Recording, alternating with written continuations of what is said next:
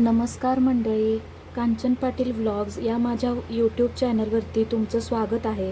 तर आता दिवाळी सण येत आहे. सर्वांच्या घरी फराळाची लगबग चालू असेलच. तर त्यातलाच एक फराळाचा पदार्थ सर्वांना आवडणारा तो म्हणजे चकली. ते मी आज तुम्हाला दाखवत आहे. तर आज आपण बघणार आहोत भाजणीची चकली. त्यासाठी लागणारं साहित्य अगदी योग्य प्रमाणात इथे मी तुम्हाला सांगणार आहे. तर इथे मी काय काय घेतले ते बघा. तर इथे जे मी प्रमाण घेतले ते मी या वाटीने घेतलेलं आहे. तर ते सांगते. तर याच वाटीने मी घेतले 2 वाट्या तांदूळ, 1 वाटी हरभरा डाळ, पाव वाटी शाबू, पाव वाटी पोहे, 4 चमचे उडीद डाळ, 4 चमचे जिरं, 4 चमचे धने आणि 1 चमचा ओवा. इतकंच मी प्रमाण घेतले या वाटीने. आणि जिरे, धने आणि उडीद डाळ 4-4 चमचे याच चमच्याच्या प्रमाणाने घेतले आणि 1 चमचा ओवा. तर असं हे प्रमाण योग्य प्रमाण होतं, अचूक होतं. आणि तर इथे मी तांदूळ वापरले ते रेशनिंगचे वापरलेले. कोणताही तुम्ही तांदूळ वापरू शकता, फक्त जाड पाहिजे तांदूळ. रेशनिंगचे वापरले तरी चालतात. तर हे मी रेशनिंगचे तांदूळ वापरलेले आहेत. आणि तांदूळ आणि हरभरा डाळ मी धुवून घेतलेत, धुवून पंख्याखाली वाळवून घेतलेले आहेत. आता हे सर्व आपण भाजून घेणार आहोत. तर इथे मी कढई तापवून घेतलेली आहे आणि गॅस कमी ठेवायचा आहे आपल्याला. तर सगळ्यात आधी आपण तांदूळ भाजून घेणार आहोत. गॅस आपल्याला मीडियम ते लो याच फ्लेमवरती ठेवायचा आहे.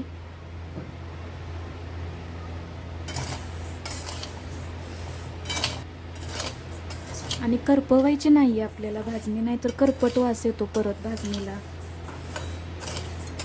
आपले तांदूळ भाजलेले आहेत, कलर बदललेला कळतो आपल्याला. तर आता आपण काढून घेऊया.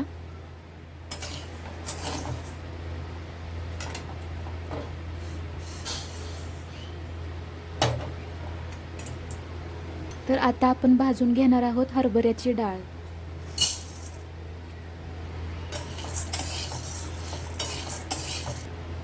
हे बघा, डाळ सुद्धा भाजत आलेली आहे, कलर बदलायला लागलाय डाळीचा. आणि हे सगळं भाजताना आपल्याला गडबड अजिबात करायची नाहीये. कमी गॅसवर व्यवस्थित आपल्याला भाजून घ्यायचे ते सगळे पदार्थ. तर हे बघा, आपली डाळ सुद्धा भाजलेली आहे व्यवस्थित. बघू शकता कलर बदललाय पूर्ण. आणि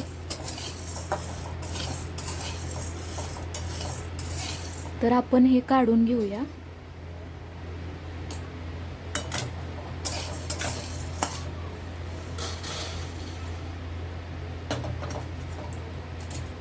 आता आपण भाजणार आहोत शाबू.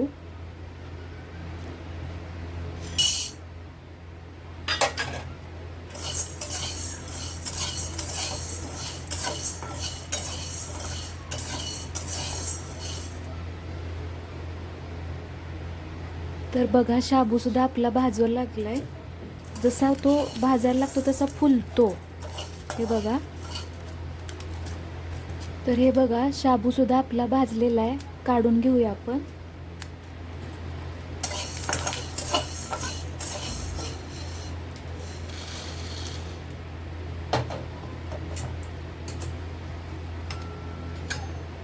आता उडीद डाळ भाजून घेऊया.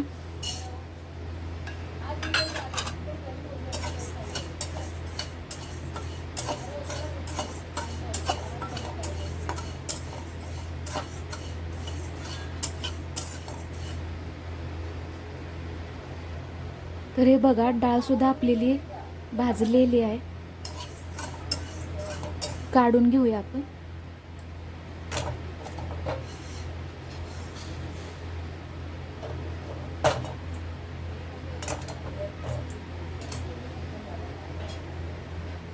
पोहे भाजून घेऊया.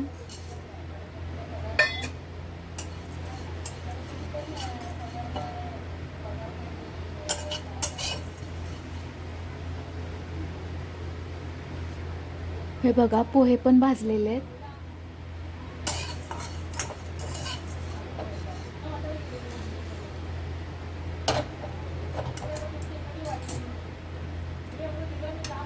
जिरे भाजून घेऊया.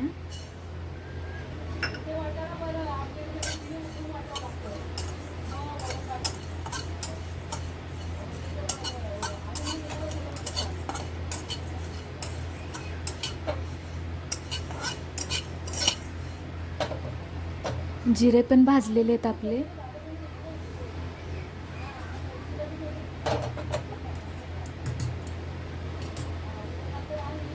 धने,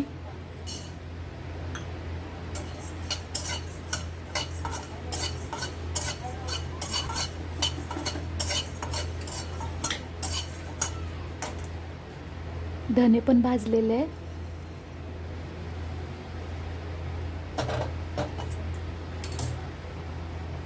आणि आता ओवा.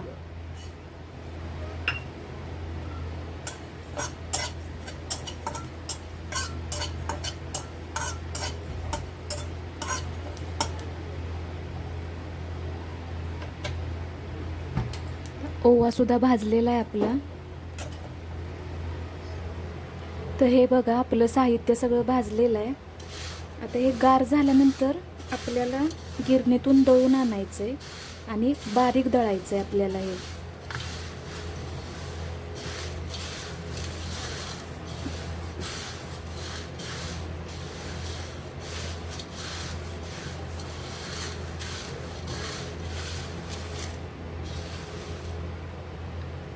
तर हे आपलं सगळं साहित्य भाजून तयार आहे.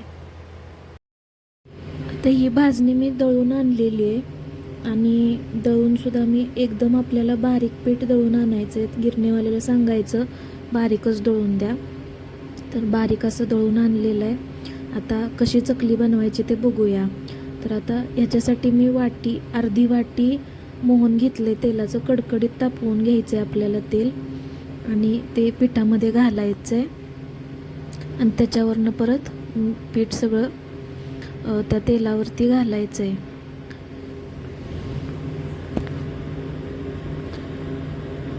व्यवस्थित मिक्स करून घ्यायचं आहे. परत हातानं आपल्याला मिक्स करायचं आहे व्यवस्थित. गाठी राहिल्या नाहीत पाहिजे पिठामध्ये. मस्त तशा सगळ्या गाठी अशा फोडून घ्यायच्या आपल्याला.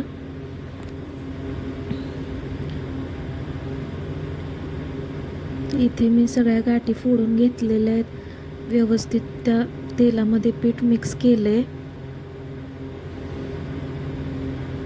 आता आपण याच्यामध्ये मीठ घालूया. चवीनुसार घालायचं आहे मीठ. जास्त सुद्धा नाही घालायचं कारण तळल्यानंतर परत मीठ लागतं. मीठ घातले चवीनुसार. पिठामध्ये व्यवस्थित मिक्स करून घेऊया. आता पांढरे तीळ घालायचे. तीळ तसे आपल्याला जरा जास्तच घालायचे. जेवढे तीळ जास्त घालाल तेवढे चकली सुंदर दिसते. वरती दिसले पाहिजेत तीळ आपल्याला अंदाजाने. परत ओवा थोडासा घालते. 1 चमचा घातला तरी चालेल कारण भाजणीत पण आपण ओवा घातलेला आहे. त्यामुळं ओवा इथं चुरून घातला आहे म्हणजे त्याला वास लागतो चांगला पिठाला. आणि थोडीशी हळदसुद्धा जास्त नाही घालायची, थोडीशी घालायची. आणि इथे मी मिरची पावडर घेतली आहे. अर्धी वाटीला कमी घेतली आहे. तुम्हाला किती तिखट पाहिजे त्या अंदाजानुसार तुम्ही घेऊ शकता. आता हे व्यवस्थित मिक्स करून घ्यायचं आहे सगळं पिठामध्ये आपल्याला. आणि मी गॅसवरती गरम पाणी करायला ठेवले. तसं कोमट पाणी आपल्याला घ्यायचं आहे. कोमट पाण्यामध्ये आपल्याला हे पीठ मळून घ्यायचं आहे. तर इथे मी गरम पाणी करून घेतले. थोडं थोडं पाणी घेत मी पीठ मळून घेते.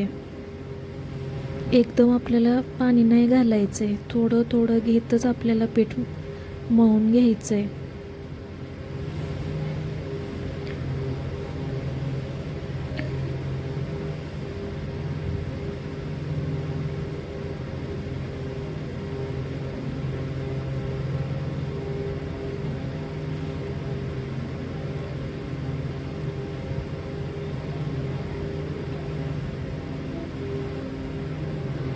तर हे बघा पीठ व्यवस्थित मी मळून घेतलेलं आहे. जास्त कठीणसुद्धा नाही ठेवायचं आणि जास्त पातळ मऊसुद्धा नाही आपल्याला करायचं. मीडियम ठेवायचं आहे पीठ.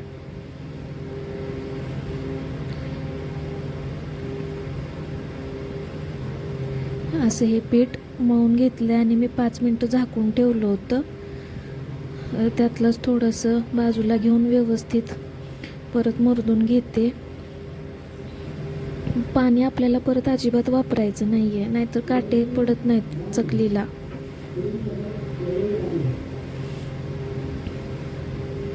बाकीचं राहिलेलं पीठ झाकून ठेवायचं, उघडं नाही ठेवायचं.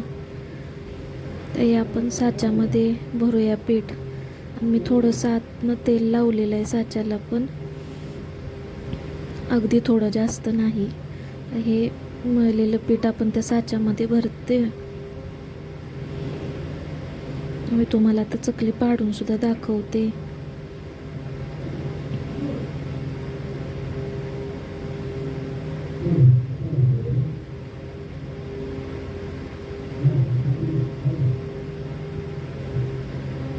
आता ही प्लेटवरती पाडते, हे पण मी कुठेतरी बघितलं होतं, सगळे एकसारखे होतात म्हणून मी सुद्धा पहिल्यांदाच हे प्लेटवरती पाडून बघते. हे खूप वेळ खावं आहे खरं प्लेटवरती. आपण पेपरवरती नंतर एका ताटामध्ये पाडलं तरी उरकून जातं. हे आम्ही आता पाडून घेतलेल्या आहेत चकल्या. काटेसुद्धा खूप छान आलेले आहेत चकलीला.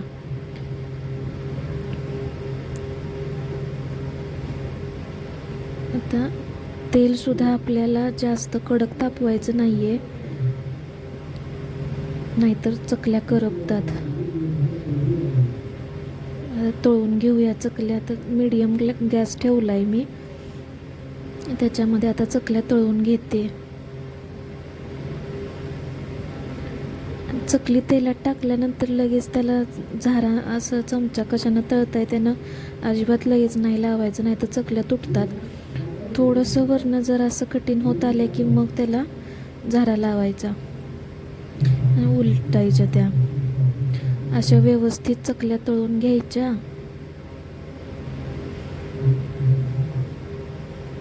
वरचे बुडबुडे कमी आले की समजून जायचं की चकली आपली तळलेली आहे. हे बघा, बुडबुडे कमी सुद्धा झालेले आहेत. हे काढून घेऊया आपण.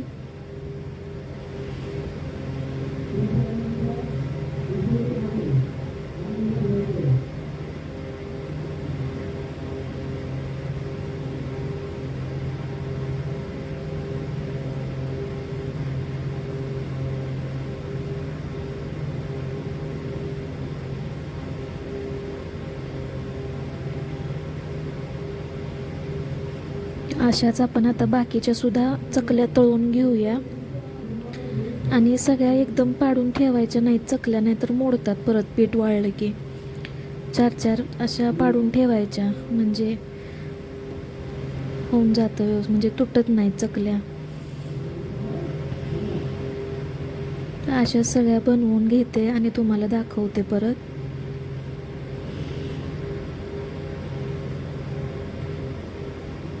मला सुद्धा ह्या चकल्या अशा बनवायला कधी जमत नव्हत्या.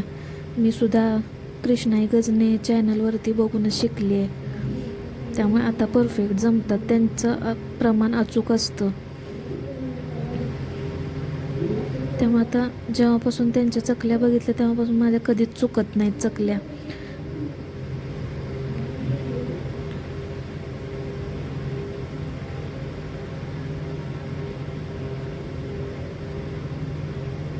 तर इथे सगळ्यात तळून घेते.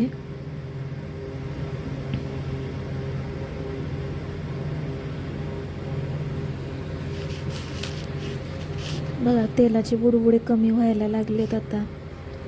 ह्या सुद्धा आपण काढून घेऊया, तळलेल्या आहेत त्या.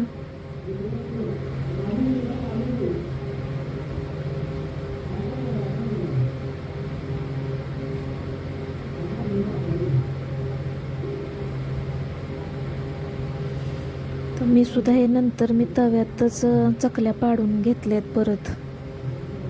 आणि हे बघा, माझ्या चकल्या तयार झालेल्या आहेत.